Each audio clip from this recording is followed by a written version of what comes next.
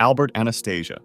On the morning of October 25, 1957, Albert Anastasia walked into the barber shop of the Park Sheraton Hotel in Manhattan. He sat in the chair, but moments later, two masked men rushed inside. They pushed the barber aside and started shooting. Confused, Anastasia jumped forward and tried to attack what he thought were his killers, but he was only striking at their reflections in the mirror. The gunman kept firing until he collapsed dead on the floor. He was one of the suspected Joe the Boss's shooters, and the co-founder and leader of Murder, Inc., the Mafia's group of killers. His nickname was the Lord High Executioner, and he controlled much of New York's waterfront, and later became boss of what would be called the Gambino crime family. But he was seen as reckless and unstable. Rumors spread that Anastasia was selling Mafia memberships for money, and his large gambling debts made him seem even more unpredictable. Also, his allies, such as Vito Genovese, which we'll talk about later on, wanted his power. His underboss, Carlo Gambino, quietly joined Genovese, agreeing to take over once Anastasia was removed. That October morning in 1957, the plan was carried out.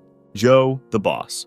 On April 15, 1931, Giuseppe Masseria, also known as Joe the Boss, sat at a table in the Nuova Villa Tamaro restaurant on Coney Island, playing cards. He was relaxed, not knowing that his own lieutenant, Lucky Luciano, had already made a secret deal with rival boss Salvatore Maranzano. During the card game, Luciano got up from the table, leaving Masseria alone, and moments later, gunmen rushed in and opened fire. Masseria was hit in the head, back, and chest, and collapsed over the table as the shooters fled. He was the boss of what would later be called the Genovese crime family, and one of the most powerful figures in New York, but wanting more power, he created many enemies. By 1930, his drive to control the city had started the Castellano War, a bloody fight against Salvatore Maranzano and his allies. At first, most sided with Masseria, but as the war dragged on, his side took heavy losses, and Luciano saw his chance once Maranzano promised him a top position and control of rackets if he turned on Masseria. Even Joe Adonis, once close to Masseria, joined the plot and secretly warned Luciano when Masseria grew suspicious. Among the shooters that day were, most likely, some incredibly important names, like Albert Anastasia, Vito Genovese himself, and Bugsy Siegel. Outside, Ciro Terranova sat in the getaway car, but he was so shaken after the murder that Siegel reportedly had to push him aside to get them moving. Masseria's death ended the Castellano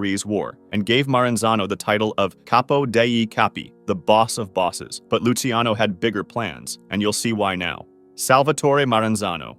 Just months after Joe the Boss's death and his victory in the Castellano War, Salvatore Maranzano was in his Manhattan office inside the New York Central Building, where he had called Lucky Luciano and Vito Genovese for a meeting. Secretly, Maranzano was planning to kill Luciano, but what he didn't know was that Luciano was already aware of the plan. Suddenly, 4 men disguised as tax agents entered the building, disarmed the guards, and rushed Maranzano. He was stabbed several times and then shot, dying in his office that afternoon. Why did he want to kill Luciano after he had switched to his side, betraying Joe the Boss, though? In the few months he ruled, Maranzano reorganized the Mafia, creating the 5 families of New York, each with its own boss, underboss, and soldiers. At the same time, though, the fact that he gave himself the title of boss of all bosses wasn't okay with Luciano and the younger guys, who thought Maranzano had old-fashioned ways, demanded money and respect from the others, and disliked Luciano's close ties with non-Italian gangsters like Meyer Lansky and Bugsy Siegel. He even compared himself to Julius Caesar and talked about shaping the Mafia like the Roman Empire. To men like Luciano, Genovese, and Costello, he seemed less like a leader and more like a dictator. By September, Maranzano suspected Luciano was turning against him, so he tried to act first. He hired the Irish gangster Mad Dog Call to kill Luciano, but Luciano knew about it and struck before him, sending in the disguised killers who ended Maranzano's life. With Maranzano gone, Luciano ended the idea of a single boss of bosses. We'll look later at the new system he created.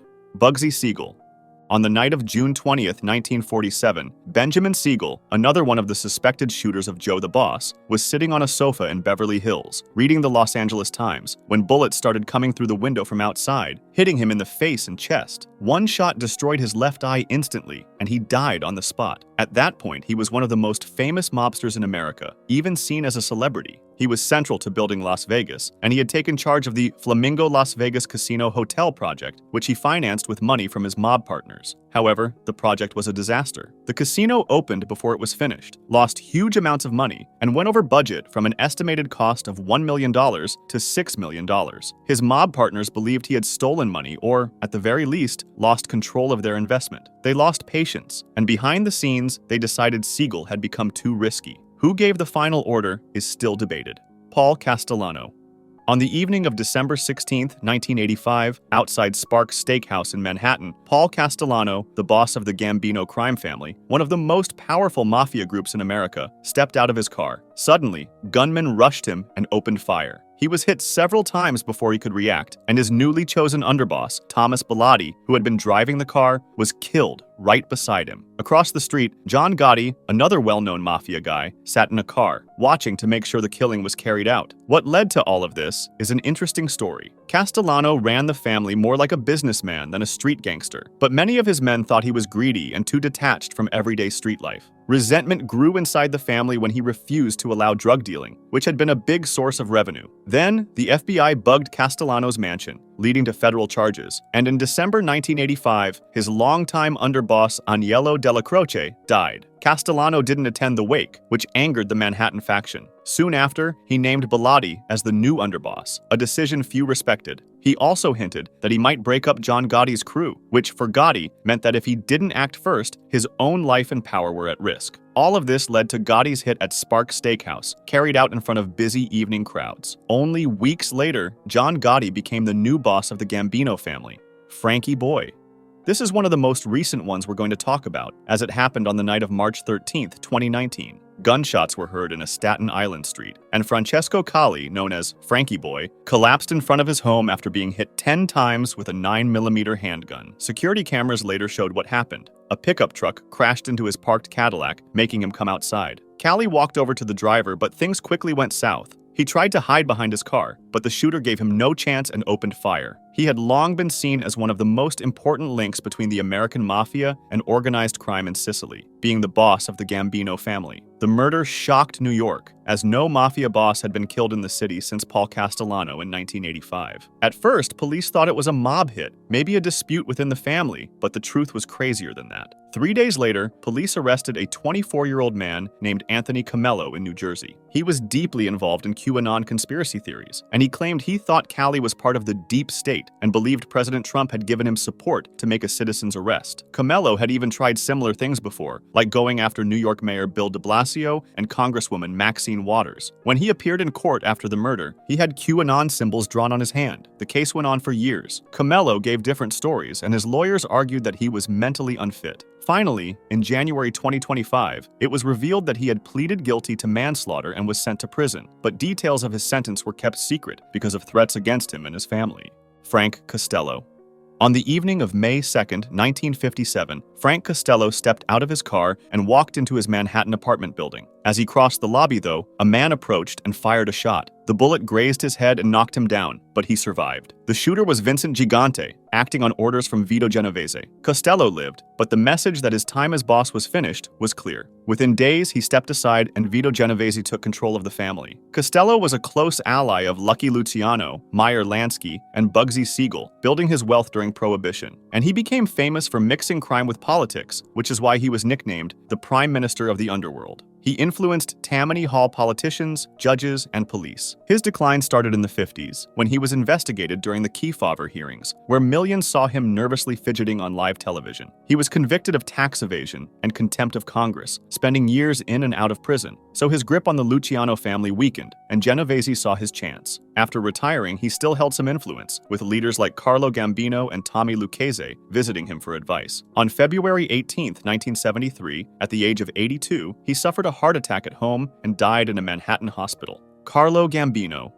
Gambino was one of the most important mob bosses of all time. Since after Albert Anastasia was murdered in 1957, he took control of the family that would forever carry his name. By the 1960s, he dominated the commission, guiding not just his own men, but much of the American Mafia itself. Under his rule, the Gambino family became the largest of New York's 5 families, controlling ports, trucking, unions, and rackets at JFK Airport. Unlike flashier bosses, Gambino avoided attention and rarely saw prison. His only sentence was 22 months for tax evasion back in the 1930s. On October 15, 1976, the 74-year-old mob boss had spent the evening watching the New York Yankees win the American League pennant on TV, but hours later, the heart disease that had troubled him for years took his life. Instead of handing power to his underboss Agnello Della Croce, he chose his brother-in-law Paul Castellano as successor. That decision split the family and set the stage for Castellano's assassination, which we previously explained in 1985.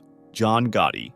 After eliminating Castellano in 1985, he became the boss of the Gambino family and showed his peculiar personality. Unlike earlier bosses, he loved attention. He wore expensive suits, smiled for the cameras, and earned the nickname the Dapper Don. However, having a high profile comes with its risks, and the FBI started gathering evidence on him. In 1991, his underboss, Salvatore "Sammy the Bull" Gravano, turned on him, and his testimony combined with secret recordings sealed Gotti's fate. In 1992, he was convicted of 5 murders, racketeering, loan sharking, tax evasion, and more. He was sentenced to life in prison with no chance of parole, and from then on, he spent nearly all of his time in isolation. By the late 1990s, his power was gone. His son and brother tried to run the family in his name, but prosecutions and informants crippled the Gambinos. At the same time, Gotti's health broke down. Cancer spread, and by 2002, he was too weak to fight it. At the age of 61 on June 10, 2002, he died from throat cancer. His funeral was pretty symbolic. About 300 people followed the procession, but no representatives from the other New York families came. The Gambino family he once ruled was divided and weakened, and many saw his death as the start of the Mafia's decline in America. Vito Genovese. In the late 1950s, Vito Genovese was at the top of the Mafia world. He had forced Frank Costello into retirement, ordered the killing of Albert Anastasia, and taken control of the most powerful family in New York. In 1957, however, when he organized the Appalachian Mafia Summit to confirm his authority, police raided the meeting, exposing the Mafia's existence to the public. Only 2 years later, in 1959, he was sentenced to 15 years in prison on narcotics charges. From inside Atlanta Federal Penitentiary, he tried to run the family, but his grip on power slipped away. He already had problems with the law back in 1937, when he faced murder charges and fled back to Italy. There, he openly supported Mussolini's fascist regime and built ties with government officials. It wasn't until after World War II that he would return to New York, cleared of charges after key witnesses turned up dead. Many believe that he was convicted through a setup by his rivals, such as Lucky Luciano or Meyer Lansky. On February 14, 1969, at the Federal Prison Hospital in Springfield, Genovese suffered a heart attack and died at 71 years old. Al Capone. Capone, often called Scarface, made his name during Prohibition as the head of the Chicago outfit. He controlled illegal alcohol, gambling, and prostitution. To the public, though, he was both a criminal and a kind of celebrity. Some people admired him for giving money to charities, while others saw the killings and corruption, especially after the St. Valentine's Day massacre in 1929, where they murdered 7 members and associates of Chicago's North Side gang. The government couldn't convict him for murders or bootlegging, but they finally charged him with tax evasion. In 1931, he was sentenced to 11 years in prison, and that's where his real punishment began. Capone had contracted syphilis years earlier, likely while visiting brothels, and he never treated it. By the time he was in prison, the disease had spread to his brain, causing neurosyphilis. He grew more confused and weak, spending his last year in Alcatraz's hospital ward before being released in 1939. He spent his final years in Florida, mentally broken. In 1946, doctors said his mind had declined to that of a 12-year-old child. On January 21, 1947, at 48 years old, Al Capone collapsed after having a stroke, and at first it looked like he might have recovered, but then his condition got worse. He developed bronchopneumonia, and a few days later, on January 25th, weakened by all of these health issues, he died from a heart attack. Lucky Luciano. Luciano was probably the man who transformed the Mafia the most. After the Castellano War, instead of proclaiming himself the new boss of the bosses, he created the Commission, a council that allowed bosses from the 5 families of New York to settle disputes and share power. This was done to avoid wars, and it gave him the nickname of the father of the modern American Mafia. Also, unlike older bosses who wanted to keep things only Sicilian, Luciano believed in making alliances with anyone if it brought profit. However, power brought attention, because in 1936, prosecutor Thomas Dewey convicted him of running a prostitution racket, and Luciano was sentenced to 30 to 50 years in prison. Even behind bars, however, he stayed influential. During World War II, he made a secret deal with the U.S. Navy to help protect New York docks from Axis sabotage, and in return, his sentence was reduced in 1946, but only once he accepted deportation to Italy. From then on, he lived in Naples under close watch. He could no longer openly run the Mafia in America, but he still held influence through his allies. In the 1940s, he briefly operated from Havana until U.S. pressure forced him back to Italy. Then, at Naples Airport on January 26, 1962, he collapsed and died of a heart attack after he had just finished meeting with American film producer Martin Gosch, who wanted to make a movie about his life. What Luciano didn't know was that Italian drug agents were following him that day, ready to arrest him on smuggling charges, but he died before they could act. Later, his body was flown to New York, where more than 2,000 mourners came to his burial in Queens. Carlo Gambino himself delivered his eulogy. If you liked this video, subscribe for similar ones or join my Discord to suggest another.